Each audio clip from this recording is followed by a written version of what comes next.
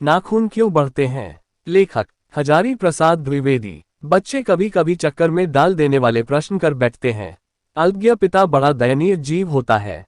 मेरी छोटी लड़की ने जब उस दिन पूछ दिया कि आदमी के नाखून क्यों बढ़ते हैं, तो मैं कुछ सोच ही नहीं सका। हर तीसरे दिन नाखून बढ़ जाते हैं। बच्चे कुछ दिन तक अगर उन्हें बढ़ने दें तो माँ बाप अक्सर उन्हें डांटा करते हैं, पर कोई नहीं जानता कि ये अभागे नाखून क्यों इस प्रकार बढ़ा करते हैं। काट दीजिए, वे चुपचाप दंड स्वीकार कर लेंगे, पर निर्लज अपराधी की भांति फिर छूटते ही सेंध पर हाजिर।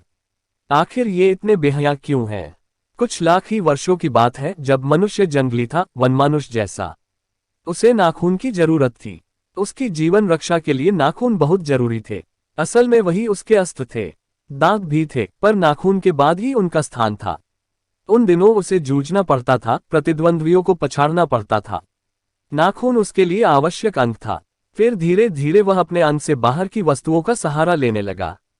पत्थर के ढेले और पेड़ की डाले काम में लाने लगा। रामचंद्र जी की वानरी सेना के पास ऐसे ही अस्त्र थे। उसने हड्डियों के भी हथियार बनाए।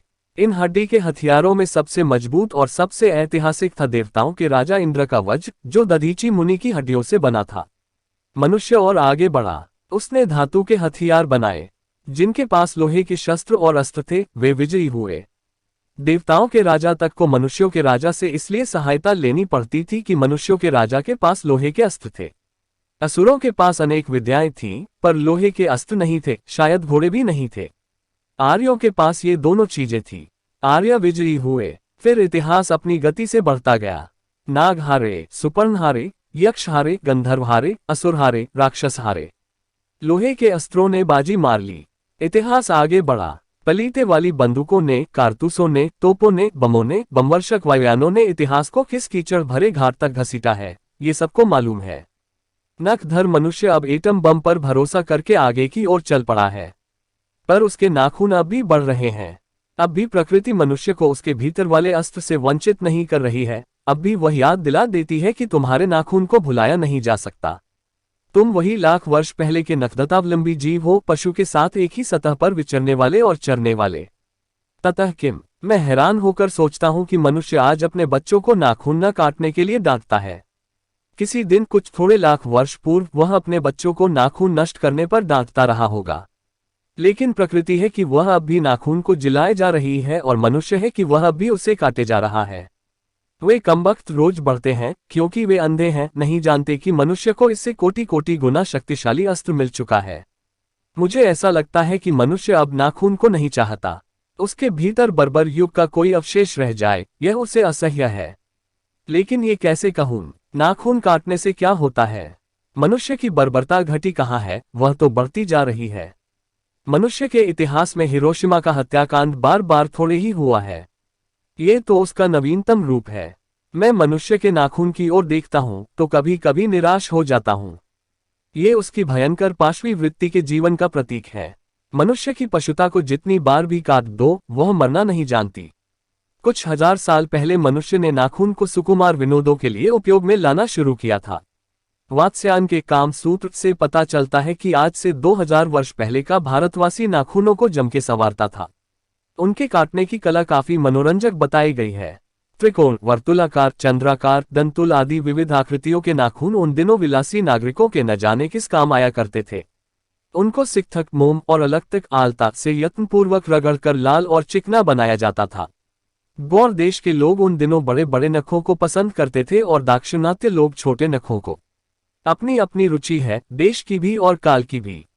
लेकिन समस्त अधोगामिनी वृत्तियों की ओर नीचे खींचने वाली वस्तुओं को भारतवर्ष ने मनुष्योचित बनाया है, ये बात चाहूं भी तो भूल नहीं सकता। मानव शरीर का अध्ययन करने वाले प्राणी विज्ञानियों का निश्चित मत है कि मानव चित्त की भांति मानव शरीर में भी बहुत सी अभ्यासजन्य सहज वृत्तियां रह गई हैं। दीर्घकाल तक उनकी आवश्यकता रही है। अतः शरीर ने अपने भीतर एक ऐसा गुण पैदा कर लिया है कि वे वृत्तियां अनायास ही और शरीर के अनजान में भी अपने आप काम करती है। नाखून का बढ़ना उसमें से एक है, केश का बढ़ना दूसरा है, दांत का दोबारा उठना तीसरा है, पलकों का गिरना चौथा है। और असल में सहजात वृत्तियां अनजान की स्मृतियां को ही कहते हैं।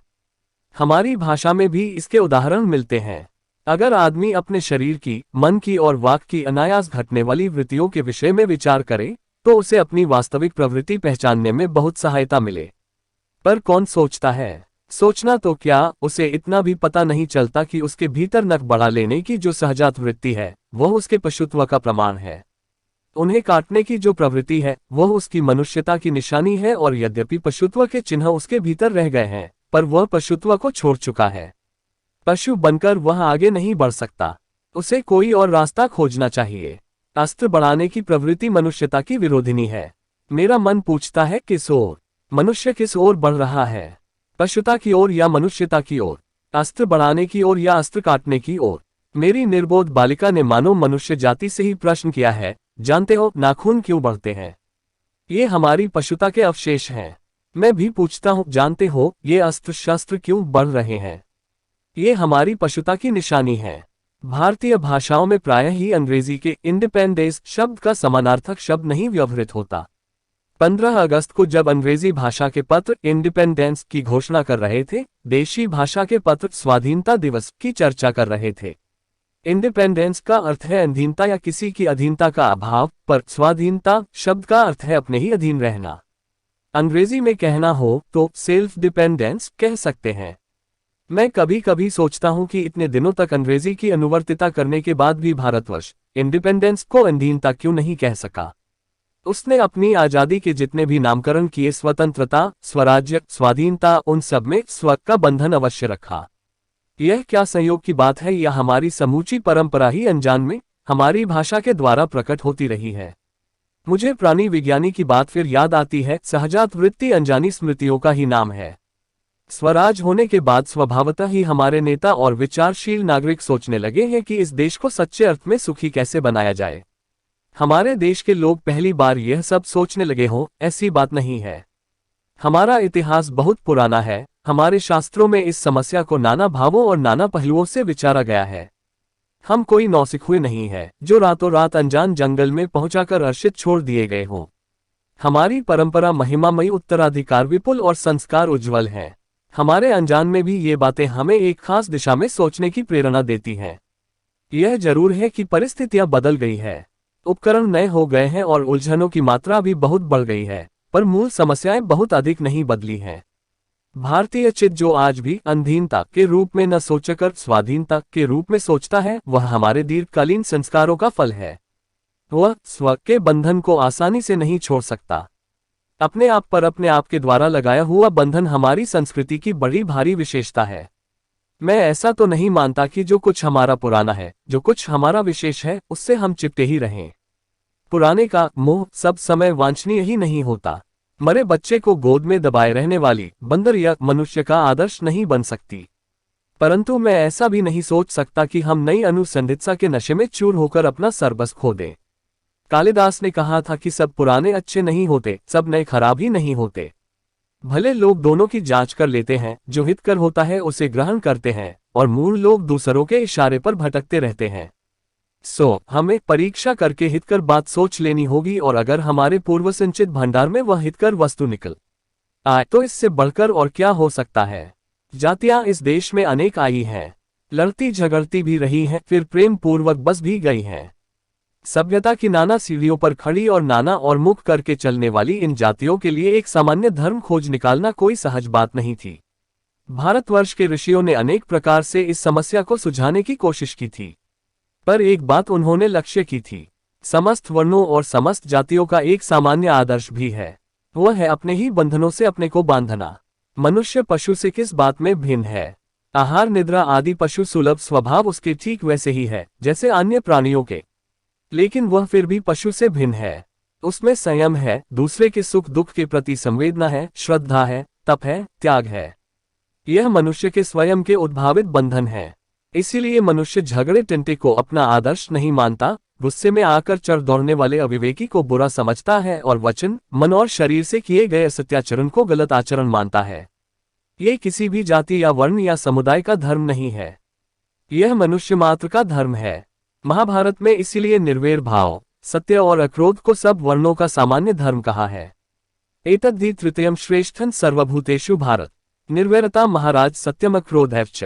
अन्यत्र इसमें निरंतर दानशीलता को भी गिनाया गया है। गौतम ने ठीक ही कहा था कि मनुष्य की मनुष्यता यही है कि वह सबके दुख सुख को सहानुभूति के साथ देखता है। यह आत्मनिर्मित बंधन ही मनुष्य को मनुष्य बनाता है। अहिंसा, सत्य और अक्रोधमूलक धर्म का मूल उत्स यही है।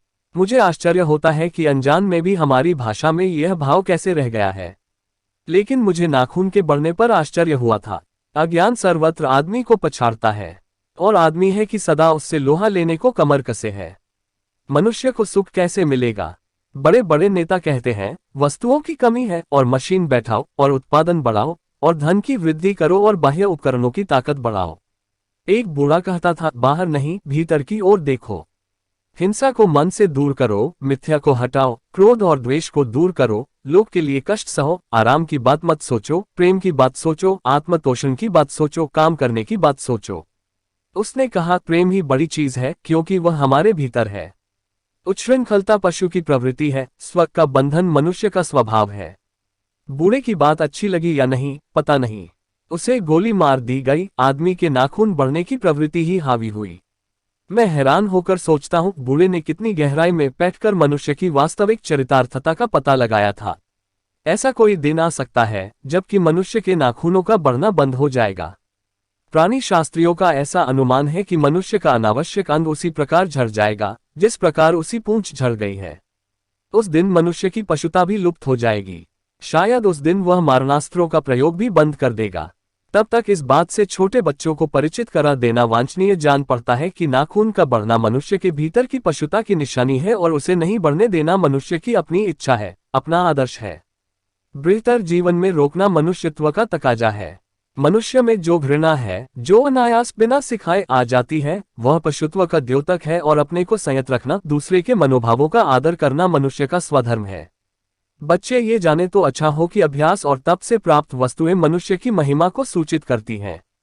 सफलता और चरितार्थता में अंतर है। मनुष्य मारणास्त्रों के संचयन से, बाह्य उपकरणों के बाहुल्य से उस वस्तु को पा भी सकता है जिसे उसने बड़े आडंबर के साथ सफलता का नाम दे रखा है। परंतु मनुष्य की चरितार्थता प्रेम में है, मैत्री में है, त्याग में है, अपने को सबके मंगल के लिए निःशेष भाव से दे देने में है।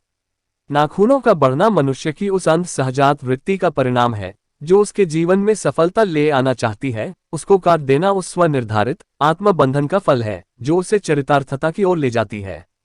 नाखून बढ़ते हैं तो बढ़ें, मनुष्य उन्हें बढ़ने नहीं देगा। धन्यवाद।